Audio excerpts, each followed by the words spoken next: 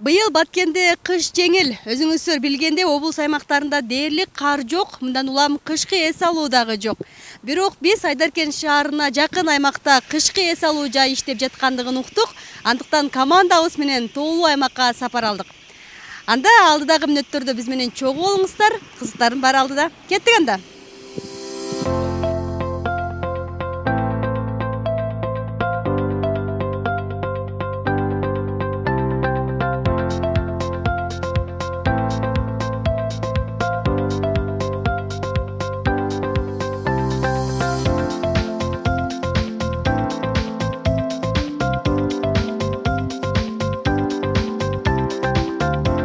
Биз азыр Баткендин борборунан 76 чакырым, ал эми Айдаркен шаарынан 6 километр алыстыкта орун алган Мырзаата эс алуу жайы же болбосо Гауян жайлоосунда турабыз. Буга чейин бул жерде жайкы эс алуу уюштурулуп келген болсо, акыркы 2-3 жылдан бери кышкы туризм жакшы жолго коюлууда. Бул эс алуу жайына кошуна Өзбекстан Республикасынан жана облустун Булуң бурчугунан, Ош, Жалал Абад облустарынан жарандар келип эс алып кетишет.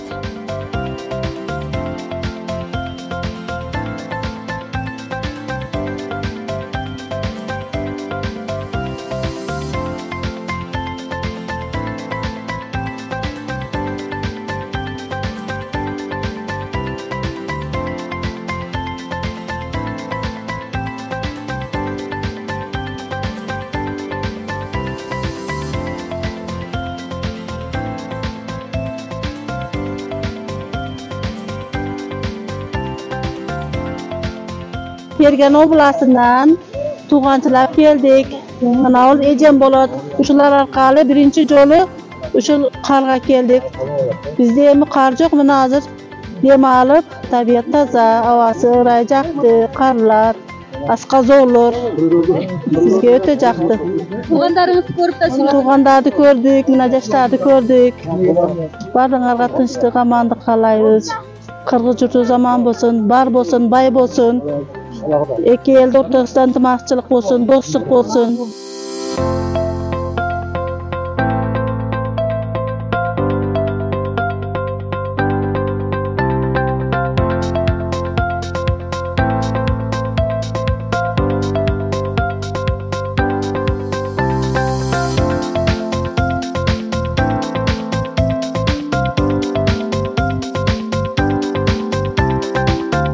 Эмаса өтө сонун эс алуу жакшы болууда бизде.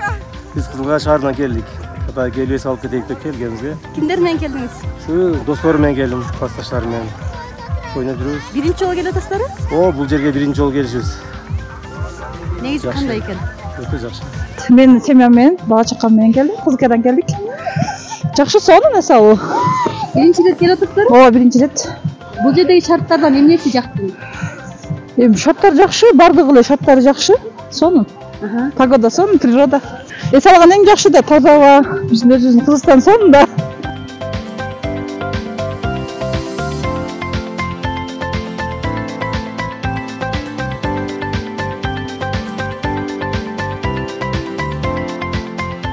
Бул жактагы эс алуучулардын эмоциясын көрүп, атайын келгенге жараша биз дагы баллонго түшүп кетели деп атабыз. Негизи өмүрүмдө баллонго экинчи рет отуруп жатам. Ошентсе дагы бир аз коркуу сезимдери бар. Кандай эмоциялар болгонун ылдыйга түшкөндөн кийин дагы айтып берейин. Кеттик анда.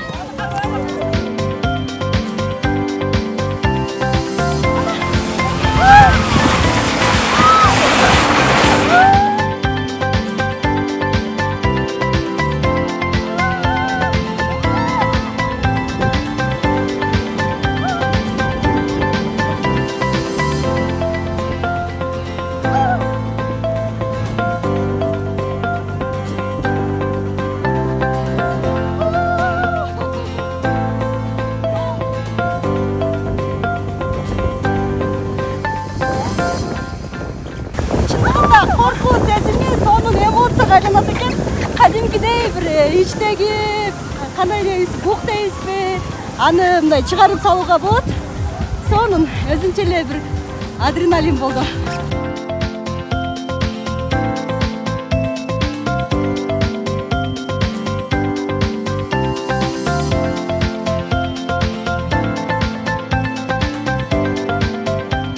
Jер түзүлгөнүгө 5 жылдай болуп калды. Кышында быйыл биринчи жолу иштеп атабыз. Постоянно жайында иштедик, быйыл кышында аракеттеп жүрүп иштедик. Келген коноктордун баары мебеси каралган. Бизде биякта мыйзам мебе болуп иштеп турат.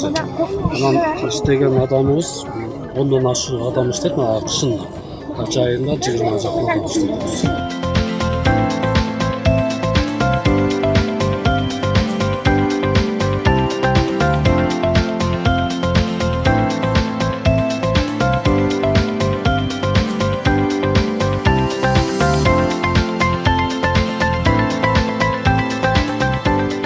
Жайкы кышкы сезонду мындай сезондой кылбай эле постоянно элдерге кызмат кылайлы кышы жай деп туруп ушул кышкы сезонду ачтык. Азыр эми постоянно кышы жазы кылып иштеп атабыз. Иштеп баштаган канча болду? Кайсы айдан баштап иштетесиз? Быйыл мына климатка байланыштуу кар жок, айдыркен. Иштегенибизге 1 жума болду. Өткөн пятницадан иштеп баштадык. Азыр мына бүгүнлөрдө көрдүңөр дагы кар калбады. Быйыл эми Кыргызстан боюнча эле бардык жерде кар аз болуп атат. Ошол. Баткендин бардык аймактарынан келип атабы эсалуучулар? Баткендин толук область боюнча келишет. Бардык область боюнча анан бул жактан ошол областтан деле бар. Көндүлөрдөн жалгап жактан келишти. Кар жок депчи.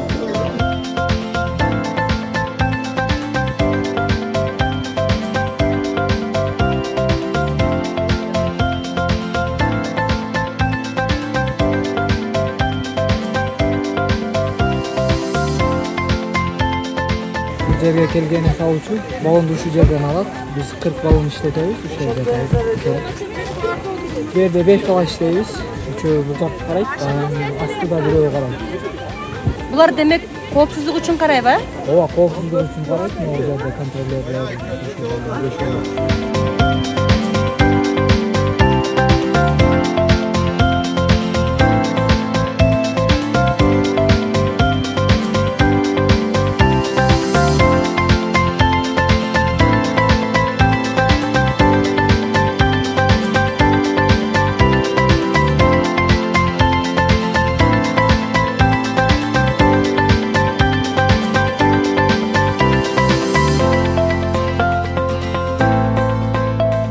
Мындай эс алуучулар үчүн бардык шарттар түзүлгөн. Алсак, алыскы аймактардан келген туристтер үчүн атайын мындай кемпинг, боз үй, чатырлар тигилген. Анда эс алуучулар тамак бышырып, даярдап эс алса болот. Ошондой эле кемпингдин терезесинен ак кар баскан арчалуу тоолорду көрүп суктанууга болот.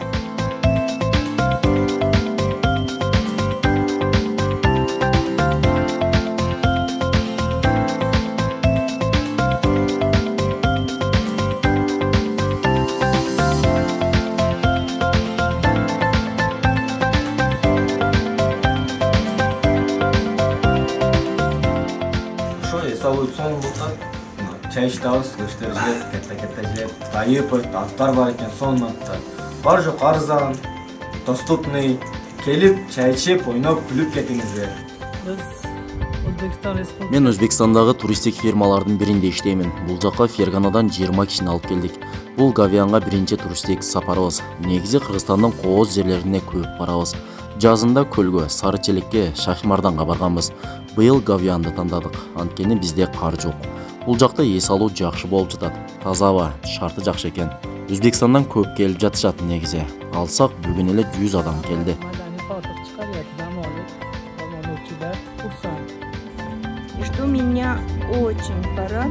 Мен биринчи жолу келип жатам. Мени абдан кубандырганы чек арадагы кызматкерлердин сылык мамилеси, меймандостугу. Бизди жакшы тосуп алышты. Ошондой эле бул жердеги шарт жакты. Эң негизгиси адамдардын меймандостугу. Бизди тааныбаса да учурашып, жакшы мамиле жасап жатышат. Бул жердин жаратылышы да өзгөчө экен. Карасаңыз, кандай кооз, аппак кар. Биз аябай көп сүрөткө түштүк. Бул жака жаз, жай мезгилинде да келели деп пландап койдук. Большое гостеприимство здесь, то что сама природа, свое окружение, люди гостеприимные. И, как говорится, спасибо вам, спасибо нам, то, что мы приезжаем к вам, вы приезжайте к нам, мы точно так же вас встречаем гостеприимно. И мы, как говорится, как гости с Узбекистана, хотим выразить вам благодарность. Спасибо! Спасибо! Ошондой эле бул жерге жергиликтүү жашоочулар колго үйрөтүлгөн аттарын алып келишкен. Бул жака келген эс алуучулар атты ижарага алып, ушундай ак кар жамынган тоолорду, арчаларды айланып, ушул жаратылыштын кооздугуна суктанып эс алып кетишет.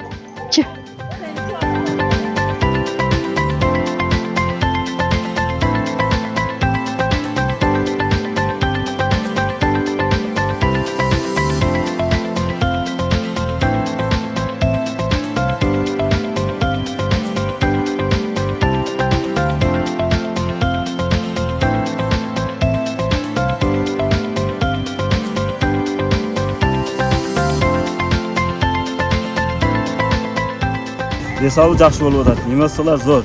Кимдер менен келдиңиздер? Досторум менен келдим.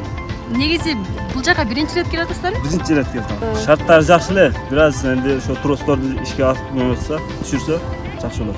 Азыр дагы бир 5 балабыз келип атат. Эмоциялар жакшы. Эң сонун. Атаканалар жылуу жакшы. Ден соолукка конечно сонун пайда болот. Эс алып туруш керек. Биз ошо достор менен келдик. Достор менен келип эс алып кетели деп. Буюрса эмгисинде семейни келебиз.